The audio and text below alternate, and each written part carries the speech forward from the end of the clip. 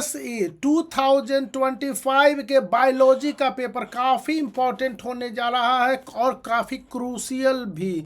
इसलिए क्रूशियल है कि साइंस पेपर 3 में सेक्शन ए जो 40 मार्क्स का होगा, इसमें सभी क्वेश्चन कंपलसरी है और इसके लिए गारंटीड जो भी आपके क्वेश्चंस आएंगे और ये CISE के लेवल के हिसाब से लेटेस्ट सिलेबस के हिसाब से होने चाहिए। अगर ये सिलेबस लेटेस्ट नहीं होते हैं तो आपको प्रॉब्लम हो जाएंगे। तो इसी के आधार पर हम लोग MCQ और सारे क्वेश्चंस को 1 बाय 1 करते हैं। यहाँ पर सेक्शन ए जो आपके 15 मार्क्स के होंगे, इसके लिए क्वेश्चन है रिस्पेक्टिवली जो CISE के स्टैंडर्ड के हिसाब से है कि यहाँ पर है name the following by choosing the correct option. आपको ऑप्शन है वो करेक्ट चूज करना है। यहाँ पर कह रहा है कि अ pair of corresponding chromosome, chromosome जो आपके पेरेंटल कैरेक्टर को इनहेरिटेंस करते हैं उसके कॉरेस्पॉन्डिंग होने पर वहाँ पर और उनके पेयर को the same shape and size के हैं लेकिन one from each different parent, लेकिन यहाँ पर अलग अलग पेरेंट्स के हैं। तो इसमें आपके कौन से ऑप्शन होंगे, जैसे कि ऑटोजोम्स होंगे, 6 क्रोमोजोम होंगे, होमोलोगस क्रोमोजोम होंगे। तो ऑटोजोम्स हो नहीं सकते हैं, 6 क्रोमोजोम डिफरेंट पेरेंट्स के मतलब कि 1 फ्रॉम ईच पेरेंट्स के हो नहीं सकते हैं, लेकिन होमोलोगस जो क्रोमोजोम होंगे 1 फ्रॉम ईच पेरेंट्स के होंगे, तभी अ pair of corresponding chromosome same shape और सेम साइज के होंगे। याद रखना है होमोलोगस क्रोमोजोम। नेक्स्ट ऑप्शन पर हम लोग बढ़ते हैं। The factor that does not affect the rate of transpiration, transpiration का जो रेट है, दर है, कितना ज़्यादा होगा कितना कम होगा, इसको अफेक्ट करता है, लेकिन कौन सा चीज़ नहीं अफेक्ट करता है ये बताना है। यहाँ पर याद रखिए कि नहीं इम्पोर्टेंट है। तो लेटेंसी ऑफ लाइट ये तो प्रभावित करता है। फिर वेलोसिटी ऑफ विंड ये भी प्रभावित करता है फोटोसिंथेसिस के दौरान। कार्बन डाइऑक्साइड ये भी प्रभावित करता है, लेकिन ऑक्सीजन का इससे ठेंगा कुछ नहीं लेना देना है। तो ये आपको नॉट के अर्थ में डज नॉट अफेक्ट में आपका ऑक्सीजन आ जाएगा। अब सी यहाँ पर कह रहा है कि मोमेंट ऑफ मॉलिक्यूल्स की, मॉलिक्यूल्स के मोमेंट को जो ऑफ अ सब्सटेंस, एक किसी भी सब्सटेंस के मॉलिक्यूल के मोमेंट, ये मूवमेंट, सॉरी मोमेंट मैंने पढ़ दिया, मूवमेंट को higher concentration to lower concentration की ओर हो जाएगा ये मूवमेंट। तो when they are in direct contact, direct contact में होंगे तो कौन सा प्रोसेस कहलाएगा, जब मूवमेंट मॉलिक्यूल्स का किसी भी सब्सटेंस में या किसी भी सब्सटेंस का हायर कंसंट्रेशन से लोअर कंसंट्रेशन की ओर होगा। तो डिफ्यूज़न में तो ये होता है। तो अब मैं आगे इन सभी के लिए क्यों बढ़ूं, मेरा बोर्ड के एग्जामिनेशन में टाइम बचाना है, इसलिए इन सभी पर मैं जाऊंगा ही नहीं। डिफ्यूजन में movement of molecule of substance होता है और यह हायर कंसंट्रेशन से लोअर कंसंट्रेशन की ओर होगा, गारंटिड। अब ऑप्शन डी को ले लेते हैं। The complex molecule consisting of a DNA, molecule है वो कॉम्प्लेक्स है और इसमें DNA होगा strand and a core of histones होगा। तो हिस्टोन्स के साथ और DNA स्ट्रैंड होगा। तो इसको लेकर हम जब भी एक फॉर्मेशन देखते हैं तो ये सेंट्रोसोम नहीं होता है, न्यूक्लियोटाइड भी नहीं होता है, लेकिन न्यूक्लियोसोम होता है और क्रोमोसोम भी नहीं होता है। तो न्यूक्लियोसोम की ओर रखेंगे। अब हमारे पास क्वेश्चन ई है, देखते हैं। The solvent use to dissolve the chlorophyll pigment, chlorophyll के पिगमेंट को जो डिजॉल्व करता है सॉल्वेंट, यहाँ पर बात हो रही है सॉल्वेंट की, जो डिजॉल्व करता है while testing a leaf for starch, starch के लिए अगर लीफ की टेस्टिंग हो रही है तो क्लोरोफिल पिगमेंट को जो डिजॉल्व करने वाला है, ऐसे सॉल्वेंट जो यूज़ करते हैं, इसमें सोडा लाइम का यूज हम लोग नहीं करते हैं, कार्बोलिक एसिड का यूज नहीं करते हैं, मिथाइलेटेड स्पिरिट का यूज़ हम लोग करते हैं। तो जहाँ पर हमें लगेगा कि ये सही है, हम लोग वहीं पर उस ऑप्शन को टिक करके आगे बढ़ जाएंगे, नीचे वाटर फाटर की ओर नहीं देखेंगे। तो इस तरह से हमारा सेक्शन ए पूरा हो गया क्वेश्चन का। अब क्वेश्चन 2 है, उसको हम लोग देख लेते हैं। क्वेश्चन 2 में है कंप्लीट द फॉलोइंग स्टेटमेंट, यहाँ पर स्टेटमेंट को कंप्लीट करना है by choosing the appropriate option for each blanks, प्रत्येक ब्लैंक्स के लिए आपको एक अप्रोप्रिएट जो ऑप्शन है ना, इसको चूज करना है। तो यहाँ पर अप्रोप्रिएट ऑप्शन के लिए हम लोग देखेंगे ड्यूरिंग मियोसिस, मियोसिस के दौरान dash daughter cell are formed, कितने डॉटर सेल फॉर्म्ड होते हैं। तो मियोसिस के दौरान जहाँ तक मेरी जानकारी पड़ती है कि A6 क्रोमोसोम है जो कि फॉर्म होते हैं, तो यहाँ पर आप 6 लिख देंगे, यही इसका सही ऑप्शन है। फिर B, wooden doors swell up during the rainy season, बरसात के दिनों में लकड़ी के काठ के दरवाजे फूल जाते हैं, इसका क्या कारण है। इसका कारण है ओस्मोसिस, ना ओस्मोसिस से क्या होगा। फिर डिफ्यूज़न, नहीं डिफ्यूज़न भी नहीं होगा, अभी डिफ्यूज़न का हमने ऊपर पढ़ा है। लेकिन इम्बाइबेशन हाँ होता है, इम्बाइबेशन में ये क्या होते हैं कि आपके रेनी सीजन में वुडन डोर है स्वेल अप कर जाते हैं, ट्रांसपिरेशन में भी ऐसा नहीं होता है। अब यहाँ पर सी क्वेश्चन है कि आपके द सेमी परमिएबल मेम्ब्रेन, यहाँ पर सेमी परमिएबल मेम्ब्रेन है इन ए प्लांट सेल, प्लांट सेल में जो सेमी परमिएबल मेम्ब्रेन होगा उसको या क्या कहेंगे। तो सेमी परमिएबल मेम्ब्रेन को प्लांट सेल में आप बताइए कि क्या कहेंगे। ए सेल मेम्ब्रेन कहते हैं, चूँकि सेमी परमिएबल मेम्ब्रेन को सेल मेम्ब्रेन, सेल वॉल होगा नहीं, टोनो प्लास्ट होगा नहीं, तो और बाकी की ओर तो जाएंगे ही नहीं। एक चीज़ याद रखिएगा, मैं आपको खास करके याद दिला दूँ, none of these options are rare in ICSE board examination.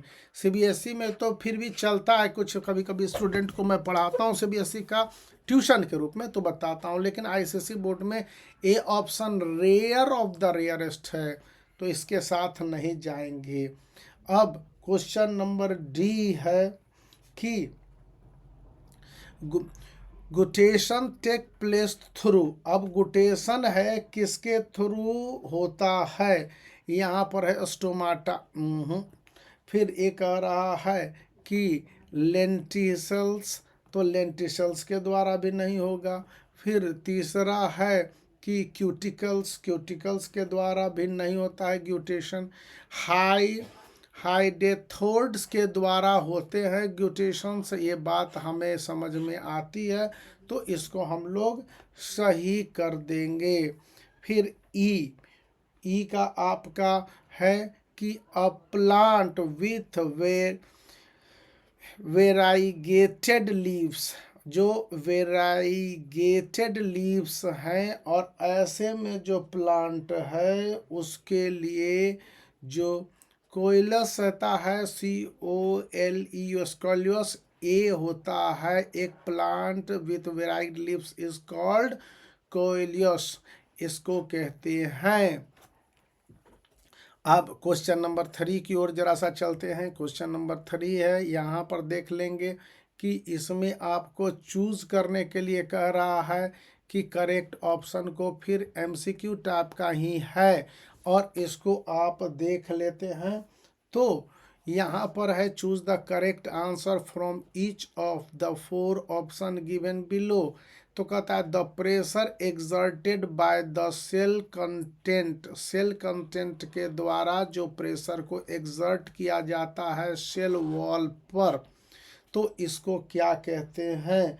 तो यहाँ पर देखिए सेल जो प्रेशर एक्सर्ट किया जाएगा सेल कंटेंट के द्वारा सेल वॉल पर, उसको क्या कहेंगे, तो उसको टर्गोर प्रेशर कहते हैं। जितना मेरी जानकारी काम करती है ये सही ही है, टर्गोर प्रेशर कहते हैं। और बाकी सारी जानकारियाँ पार्शियल प्रेशर ये सब गड़बड़ है, इन सब पर ध्यान न दिया जाए।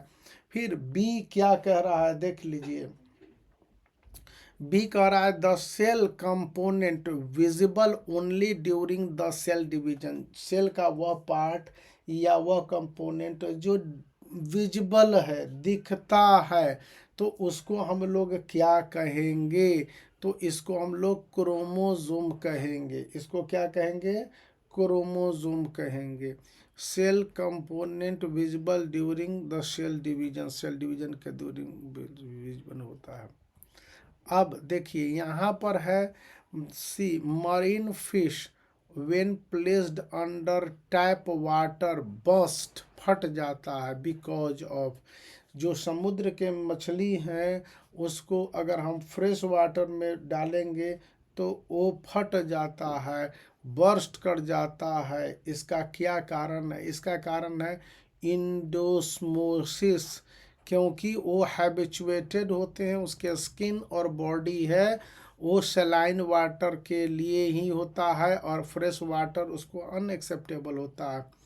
इसीलिए अक्सर मरीन फिश, एक कहानी भी है कि जब मरीन फिश है सलाइन वाटर वाले फिश जहाँ पर मिलते हैं दो ओशन, और अगर वो चली जाती है वो एक ओशन से दूसरे ओशन में, तो वहाँ पर वो सैकड़ों नहीं लाखों की तादाद में मरी हुई पाई जाती हैं। इसको एंडोस्मिस कहते हैं। ये बायोलॉजी की एक बहुत बड़ी घटना है और इसके लिए आप किसी को भी जवाबदेह नहीं ठहरा सकते, नेचर इसी तरह से बना ही है।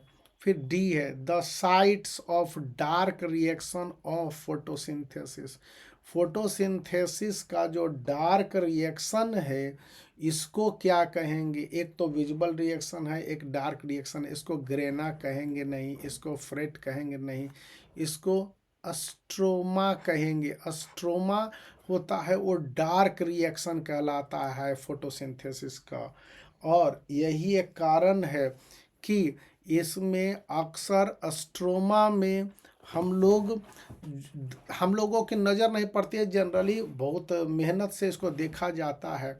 फिर ई ऑप्शन ई है the alternative forms of the some genes occupying the same position on homologous chromosome. देखिए ऐसे क्रोमोजोम जो होमोलोगस होते हैं इनमें सेम पोजीशन जो ऑक्यूपाई करेगा, तो अल्टरनेटिव फॉर्म, इसका अल्टरनेटिव फॉर्म बताना है। सेम जीन और उसमें जीन भी समान होंगे और वो सेम पोजीशन ऑक्यूपाई करेंगे होमोलोगस क्रोमोजोम में। तो मेन इंपॉर्टेंट हमारे पास होमोलोगस क्रोमोजोम है, उसके same place and same G same of the same gene के अल्टरनेटिव फॉर्म्स है, सेम पोजीशन में ऑक्यूपाई करेंगे। तो जब इस तरह का हम लोग देख पाते हैं तो हम लोग सीधे सीधे पाते हैं कि ये क्रोमेटिड थ्रेड होंगे नहीं, ये गड़बड़ हो जाते हैं। लेकिन जैसे ही हम लोग आ जाते हैं एलीलीज पर, तो एलीलीज पर चले आते हैं तो पता चलता है कि ये सही है और इसके लिए हम लोग मतलब कि इसी को सही ऑप्शन में दे देते हैं। अब चलिए सेक्शन 2 देख लेते हैं। 40 मार्क्स के ये पूरे पेपर हैं और 40 मार्क्स के इस पेपर के लिए आपको हमेशा ध्यान में रखना होगा। सेक्शन 2 15 मार्क्स का है और इसको ध्यान में रखने की ज़रूरत है। Question 4, explain the following term. इस टर्म को आपको एक्सप्लेन करना है। यहाँ पर एक आ गया ऑस्मोसिस। ऑस्मोसिस को एक्सप्लेन करने के लिए आप देखिए आपके पास 4 ऑप्शन है। पहला है movement of water from lower concentration to, ना ना ना यहीं पर गड़बड़ हो गया। फिर movement of solute from lower concentration to, फिर गलत हो गया। देखिए, और अब जैसे ही हम यहाँ पर देख रहे हैं कि मूवमेंट ऑफ वाटर, यहाँ तक तो ठीक है, movement of water from high concentration, oh my God, यहाँ पर यही सही हो गया, टू अ लोअर कंसंट्रेशन। दो दिस इज, अब कुछ नहीं करना है, आंख मूंद के इस थर्ड ऑप्शन की ओर सर्किल कर देना है, आप वहाँ पर फिलअप कर लेंगे। देखिए ओस्मोसिस इसी को कहते हैं। अब फोटोसिंथेसिस किसको कहेंगे? देखिए फोटोलाइसिस किसको कहेंगे? तो फोटोलाइसिस के लिए आपके स्प्लिटिंग ऑफ वाटर मॉलिक्यूल, ठीक है, वाटर मॉलिक्यूल स्प्लिटिंग कर रहा है इनटू हाइड्रोजन आयन। अच्छा, हाइड्रोजन आयन में भी बदलेगा, ठीक है यहाँ तक। ऑक्सीजन में भी बदलेगा in the presence of light in ग्राना। तो ग्राना में है लाइट के प्रेजेंस में हाइड्रोजन आयन और ऑक्सीजन में तब्दील होना वाटर मॉलिक्यूल का, ये फोटोलाइसिस कहलाता है। वेरी गुड, यहाँ पर हम बस इसी पर जाएंगे। क्यों ज़्यादा का लफड़ा लेना है भाई, जब दोनों आंसर सही हमको एक ही बार में, यहीं पर हम कॉन्फिडेंट हो गए, तो फिर बी सी डी क्यों?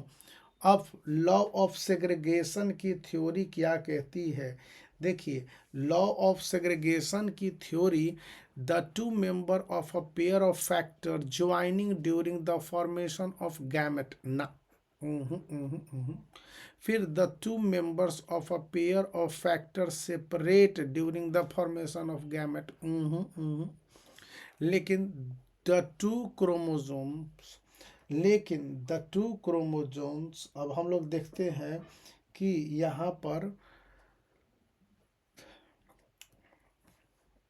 लॉ ऑफ सेग्रीगेशन मतलब सेग्रीगेट करता है, तो सेग्रीगेट करने की जो थ्योरी है, सेकंड पढ़ते हैं, the two members of a pair of factors, ठीक है, यहाँ तक तो दोनों सही है, ऊपर वाले सही है। सेपरेट करते हैं, ओ हाँ सॉरी, यहाँ पर ये मैंने गलत काट दिया। यहाँ पर सेग्रीगेट करना मतलब सेपरेट करना ही होता है। सेपरेट करेगा during the formation of gamete, gamete के फॉर्मेशन के दौरान ये सेपरेट करेगा। देखिए थोड़ा सा धुन में रहा तो मैं इसको भी काट दिया, लेकिन दोबारा पढ़ा तो ये पता चला कि ये है, क्योंकि सेपरेट वर्ड है और सेग्रीगेशन है, और during the formation of gamete, gamete के फॉर्मेशन के दौरान होता है। दो member of a pair of factors, तो दो मेंबर जो पेयर ऑफ फैक्टर्स में है, इसको हम लोग इसी रूप में ले लेते हैं। अब देखिए ग्यूटेशन किसको कहते हैं? डी का, आप इस तरह से गलती नहीं कीजिएगा, एक बार जब रिपीट गलती काट दीजिएगा तो देखिएगा कि किस तरह से ये होते हैं। जैसे टू मेंबर, तो यहाँ पर ऑप्शन ए 1 2 और 4 ही सही है, 3 सही नहीं है।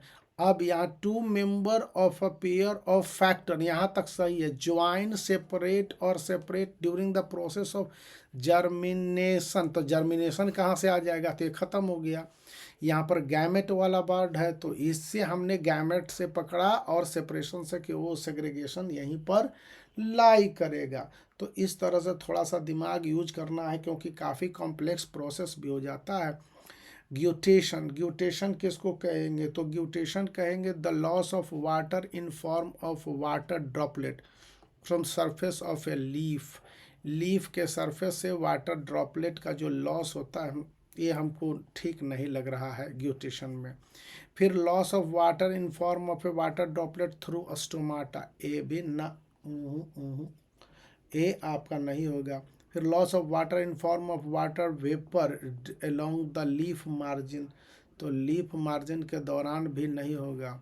फिर होता है loss of water in form of water droplet along the leaf margin, leaf margin के साथ साथ होता। देखिए यहाँ पर एक ही वर्ड आ गया, अलोंग द लीफ मार्जिन। यहाँ पर loss of water in form of water vapour along the leaf margin, और यहाँ पर सॉरी वाटर वेपर लिखे हुए, तो वाटर वेपर के कारण मैंने इसको कैंसिल किया, लेकिन यहाँ पर वाटर ड्रॉपलेट मैं आंसर में बोल भी रहा था कि the loss of water in form of water droplet, तो वाटर ड्रॉपलेट के रूप में है अलोंग द लिप मार्जिन, तो ये ऑप्शन डी होगा। कई बार कंफ्यूजन हो जाएगा एक वर्ड को लेकर, याद रखना है मेरे बच्चे, एक वर्ड के कारण बायोलॉजी में जो सेक्शन ए का डेफिनेशन है वो चेंज होता है। अब ये थोड़ा सा बड़ा क्वेश्चन है, इसलिए मैं ऊपर ले जाता हूँ कि एक्टिव ट्रांसपोर्टेशन किसको कहते हैं। देखिए एक्टिव ट्रांसपोर्टेशन कहेंगे जब passage of water from lower to higher concentration through a cell membrane. अब देख लीजिए यहाँ पर हमको ठीक तो लग रहा है यहाँ तक, विदाउट एनी एक्सपेडिस ना विदाउट एनी हो गया तो एक गड़बड़ हो गया, यहीं पर हम लोग काट देंगे। Active transportation passage of ion, ion का पैसेज, ठीक है हम इसको मान लेंगे, तो from lower concentration to higher concentration through a cell membrane और विदाउट यूजिंग एनी एक्सपेड्यूशन, तो ये फिर ऑफ एनर्जी, एनर्जी का यूज की बात ही नहीं कर रहा है, तो कैसे हो जाएगा ट्रांसपोर्ट, एक गड़बड़ हो गया। पैसेज ऑफ वाटर, वाटर का पैसेज यहीं पर हम लोग ख़त्म कर दिए थे। अब पैसेज ऑफ आयन, ठीक है आयन का पैसेज होगा लोअर कंसंट्रेशन से हायर कंसंट्रेशन की थ्रू सेल मेम्ब्रेन, कोई दिक्कत नहीं है, सेल मेम्ब्रेन ने चारों जगह हुआ, यानी कि सेल मेम्ब्रेन नेसेसरी है।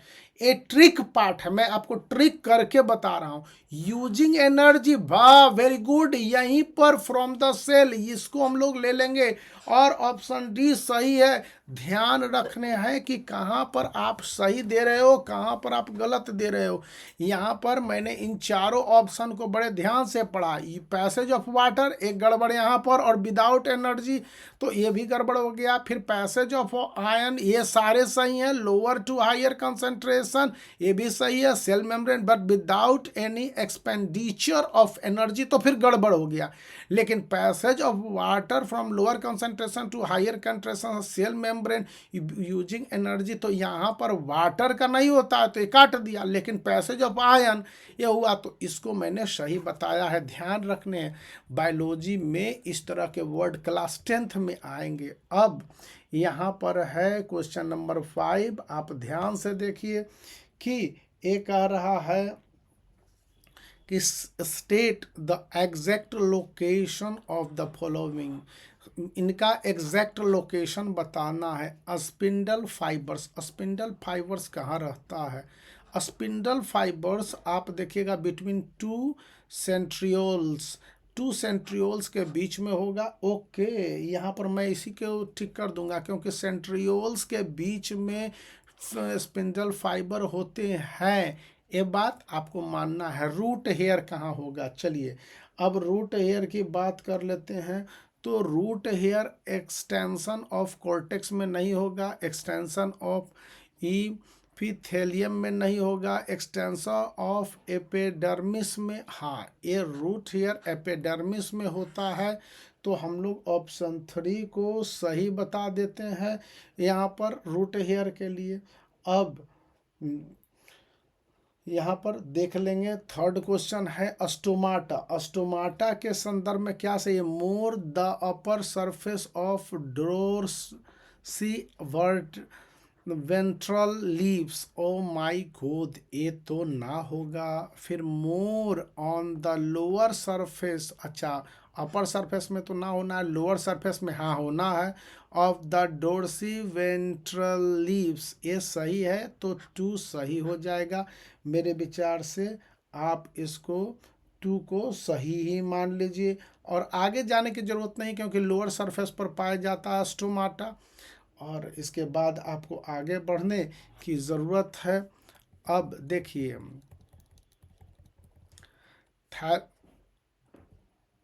कह रहा है थैलेंक्वाइड्स, थैलेंक्वाइड्स है ये कहाँ पाया जाता है, इसका एग्जैक्ट लोकेशन बता दीजिए। Inner membrane of the chloroplast, wall of the chloroplast, in the chloroplast, in the stomata of the chloroplast ये सही है, in the stomata of the chloroplast ये मान लेते हैं, ये सही भी है।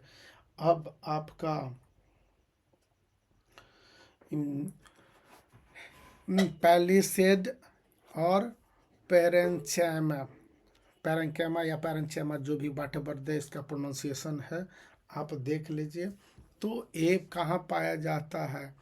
पैलिसेड, पैरेंचैमा, तो इसको पैरेंचैमा है। इसको आप देखेंगे इसके जगह को, तो ये between the upper and lower epidermis of the dicot leaf, dicot leaf में तो होता है, डाइकोटलीव में मान लिया, और ये बिटवीन बीच में भी होगा, लेकिन अपर एंड लोअर यहाँ पर होगा एपिडर्मिस। तो ये एक गड़बड़ है, इसको आप नहीं एक्सेप्ट कर सकते हैं।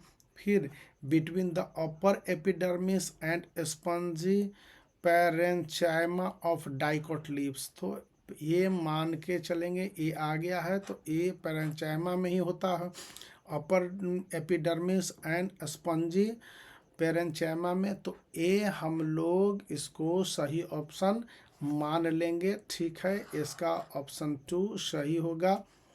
और अब जरा सा आगे बढ़ जाते हैं क्वेश्चन नंबर 6 की ओर, फिर सेक्शन 3 में चलेंगे। अब क्वेश्चन नंबर 6 है कि आपको फंक्शन बताने हैं इन सब का। फंक्शन मतलब कार्य, कैसे कार्य कर रहे हैं। तो स्टोमाटा का क्या कार्य है? स्टोमाटा का कार्य आपके पास क्लियर है कि site of photolysis of photosynthesis नहीं है, साइट ऑफ फोटोकेमिकल फेज, यहीं पर हम लोग गड़बड़ हो गया। तो स्टोमाटा का क्या काम है? Site of light dependent phase, light dependent phase, ये हो सकता है light dependent phase and photosynthesis. अब यहाँ पर देखेंगे तो हम लोगों को पता चल जाएगा कि site of light dependent phase, लेकिन डिपेंडेंट वर्ड से हमको गड़बड़ हो रहा है, इस कारण से हम लोग इसको सही नहीं कर सकते। नहीं तो ये बहुत एग्जैक्ट सही आंसर था। अगला ऑप्शन देखते हैं, साइट ऑफ लाइट इंडिपेंडेंट। ओहो, यहाँ पर देख लीजिए इंडिपेंडेंट मिल गया। फेज ऑफ फोटोसिंथेसिस, तो देख लीजिए यहीं पर एक वर्ड के कारण ये ऑप्शन सही हो रहा है। इस तरह के कॉम्प्लेक्स क्वेश्चन आपको रहेंगे, रहते हैं और रहते आए हैं। यही तो CISE की खासियत है मेरे बच्चों, ध्यान से समझने हैं। अब इसीलिए आप थोड़ा सा, और बहुत सारे अभी मैं भी यहीं पर कंफ्यूज कर रहा था, तो आप सोच लीजिए स्टूडेंट हैं, इसलिए। अब B, guard cell. Guard cell किसको कहेंगे? गार्ड सेल है जो रेगुलेट करता है क्लोजिंग ऑफ स्टोमाटा, ना, क्लोजिंग ऑफ स्टोमाटा नहीं करता है। फिर regulate the opening and closing of stomata, ये सही है, opening and closing of stomata guard cell का एक काम आपका है। फिर जाइलम एंड फ्लोएम जो टिश्यू है, ये क्या करते हैं? यहाँ पर जाइलम है सी, तो ये translocation of food from leaf to other part of the plant. भैया जाइलम और फ्लोएम ट्रांसपोर्टेशन के लिए, चलिए हम इसको ले भी लेते हैं, एक समय के लिए एक्सेप्ट भी कर लेते हैं। तो यहाँ पर जो हम देख पा रहे हैं कि ए वाला पार्ट गड़बड़ है, कंडक्शन ऑफ फूड, ना, conduction of water and food नहीं है, कंडक्शन ऑफ वाटर। हाँ, जाइलम एंड फ्लोएम का वाटर का तो कंडक्शन होता है, और mineral from root to the other part of the plant, ये सही है। क्योंकि जाइलम और फ्लोएम को हिंदी में अगर हम इनको कहें, हमने कभी हिंदी में भी पढ़ा था, तो इनको संवहन उत्तक टिश्यू कहते हैं। और यहाँ पर है जो कि जब, तो ये ऐसे टिश्यू हैं जो कि ट्रांसपोर्टेशन में मदद करते हैं, ट्रांसलोकेशन में नहीं। तो ये हो गया। अब क्रोमोसोम क्या करता है? तो क्रोमोसोम आपका इनहेरिटेंस करता है हेरिडिटी को, तो the carrier of heredity chromosome के लिए तो टिक कर दो ना मेरे भाई, क्या दिक्कत है? 1 सही है। अब यहाँ पर आपका है हाइडेथोड। हाइडेथोड किसको कहेंगे? और हाइडेथोड के लिए आपके पास बहुत ज़्यादा का नहीं बचेगा। हेल्प्स इन ट्रांसपिरेशन ना, फिर हेल्प्स इन ग्यूटेशन, हाँ हेल्प इन ग्यूटेशन में हाई डेथोड्स आते हैं, तो ये यहाँ पर आपके सही हो गए। अब सेक्शन सी में चले आइए। इस तरह से आप 40 मार्क्स इज ऑल योर्स, यहाँ पर आप देखेंगे 40 मार्क्स आपको मिल जाएंगे। और सेक्शन सी में यहाँ पर देख लीजिए इसी तरह से मार्क्स का डिस्ट्रीब्यूशन रहेगा। अब देख लीजिए given below is a diagram, एक डायग्राम दिया गया है और ये रिप्रेजेंट करता है the stage during the mitotic cell division. So mitotic cell division के दौरान आंसर करना है। इस पिक्चर को देख के देखिए यहाँ पर ए एक्स आपको दिखलाया गया है और इसलिए इसको पिक्चर को दिखाते हुए एक दो क्वेश्चन हम लोग कर लेते हैं। आइडेंटिफाई द स्टेज, टेलोफेज ना, टेलोफेज नहीं है, लेकिन प्रोफेज है, हाँ प्रोफेज ये है। अब हम लोग इसके आगे जाएंगे नहीं, जो सही है सो लेबल द पार्ट एक्स, इस एक्स पार्ट को हम लोग क्या लेबल कर सकते हैं। अब देखिए यहीं पर थोड़ा सा कंफ्यूजन होता है क्योंकि सेंट्रियोल है फिर सेंट्रोसोम है, ये दोनों गड़बड़ हैं, न तो ये सेंट्रियोल है न तो ये सेंट्रोसोम है। अब यहाँ पर देखना है कि सेंट्रोमीटर, हाँ सेंट्रोमीटर, इस पार्ट को हम लोग सेंट्रोमीटर कहेंगे, ठीक है। ए सेंट्रो सॉरी मेटाफेज मैंने कर दिया, सेंट्रोमीटर हो जाएंगे। तो ये यहाँ पर आपके पास सही हो गए। ध्यान रखने योग्य क्वेश्चन है। और फिर इसी पिक्चर को लेकर थोड़ा सा क्वेश्चन सी को भी हम लोग देखते हैं। यहाँ पर आपको कह रहा है कि name the stage that follows one shown here. Interphase नहीं है, इंटरफेज नहीं है। फिर आपका ए एनाफेज है तो ए भी नहीं है। टेलोफेज नहीं है, मेटाफेज सही है, ये मेटाफेज यह कंडीशन का है। अब क्वेश्चन नंबर डी है कि which is the diploid number of chromosome. Chromosome का डाइप्लॉयड नंबर कहता है, मोनोडाई मतलब दो, दुगुना। तो डाइप्लॉयड नंबर ऑफ क्रोमोसोम जो डायग्राम में दिखलाया जा रहा है, इस डायग्राम को देख के आपको बताने हैं कि जो डाइप्लॉयड नंबर हो जाएगा वो कौन सा हो जाएगा। तो यहाँ पर A6 है नहीं, 2 है नहीं, 1 2 3 4, तो डाइप्लॉयड नंबर में हम लोग सीधे सीधे 4 को सेलेक्ट कर लेंगे, यानी ऑप्शन 3 हमारा सही होगा। अब इस पिक्चर को एक बार देख लीजिए क्योंकि क्वेश्चन नंबर ई दिखलाने के लिए हमको पिक्चर को ऊपर ले जाना पड़ेगा। तो अब देख लीजिए यहाँ पर करता है कि mention one important feature of this stage. इस स्टेज में सबसे इम्पॉर्टेंट फीचर क्या होता है। देख लीजिए यहाँ पर जो डायग्राम है और ये सेल मिटोसिस सेल डिवीज़न का है, तो यहाँ पर इसमें जो सबसे इम्पॉर्टेंट है वो है आपका कि न्यूक्लियस अपीयर होता है, नहीं न्यूक्लियस मेम्ब्रेन रीअपियर होता है, ये भी नहीं है, न्यूक्लियस रीअपियर है। फिर न्यूक्लियस मेम्ब्रेन डिसअपियर होता है, ये भी नहीं होता है। क्रोमोसोम अलाइन होने लगते हैं ऑन द इक्वेटर, ठीक है। यहाँ पर आप देखिएगा कि ये क्रोमोसोम है, इस इक्वेटर के साथ ए लाइन होने लगते हैं और ए लाइन के साथ जुड़ने लगते हैं, यानी अपने आप को अरेंज करने लगते हैं, रेंज में लाने होते हैं। तो ये आपके पास ये सही ऑप्शन या सही आंसर है। अब डायग्राम आप देख लीजिए, ये डायग्राम है, इसके साथ क्वेश्चन नंबर 8 हम लोग डिस्कस कर लेंगे। और क्वेश्चन नंबर 8 है कि यहाँ पर ए है observe the diagram given below and answer the questions, और उसके बाद हम लोगों को आंसर देना है। पहला है ए कि आप है कि आइडेंटिफाई द सेल ऑर्गेनेला। सेल ऑर्गेनेला किसको कहते हैं।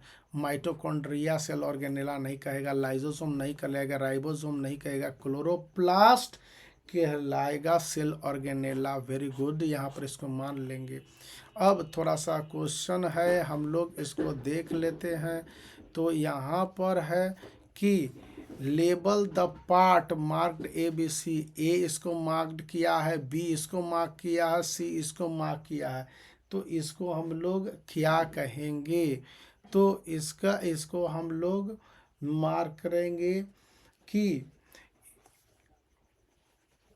ध्यान से इसको हमको भी अभी थोड़ा सा देखना पड़ेगा कि क्या है कि यहाँ पर ए है। अब ए बी सी को मार्क करना है तो इसको आप देख लीजिए कि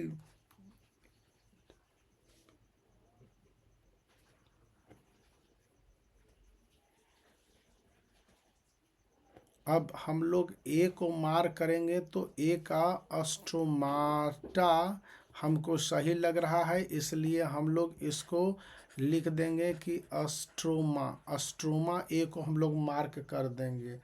अब बी को मार्क करना है तो बी का मार्क देखिए, बी है जो यहाँ वाला पार्ट इसको सर्किल किया हुआ है, तो इसको हम लोग ऊपर ले जाते हैं। इसको हम लोग ग्रेनम मार्क कर सकते हैं। देखिए थोड़ा सा कंफ्यूजन हो जाता है। और सी के लिए हमारे पास क्या है? तो हाँ, था फ्रेट नहीं होना चाहिए, सी फ्रेट होगा ही नहीं चूँकि ये वाले पार्ट है। तो ए कहलाएंगे थाइक्लोकॉइड। तो ए आपको इस तरह से ऑप्शन आपको चूज करके लिखने होंगे। फिर यूनिट ऑफ लाइट कह रहा है एब्जॉर्ब बाय क्लोरोफिल इज। तो क्लोरोफिल से इसको प्रोटॉन कहेंगे, फोटोन कहेंगे, क्योंकि प्रोटॉन होगा नहीं, ये तो एटम है नहीं, और इलेक्ट्रॉन और न्यूट्रॉन तो होगा नहीं, तो फोटोन ही होगा। हम लोग इसको लिख देंगे PHOTON, फोटोन। इस तरह से मैंने आपको सेक्शन ए को कवर करने की कोशिश की। तो आप वीडियो को लाइक कर सकते हैं, चैनल को शेयर कर सकते हो और सब्सक्राइब करना याद रखिए। थैंक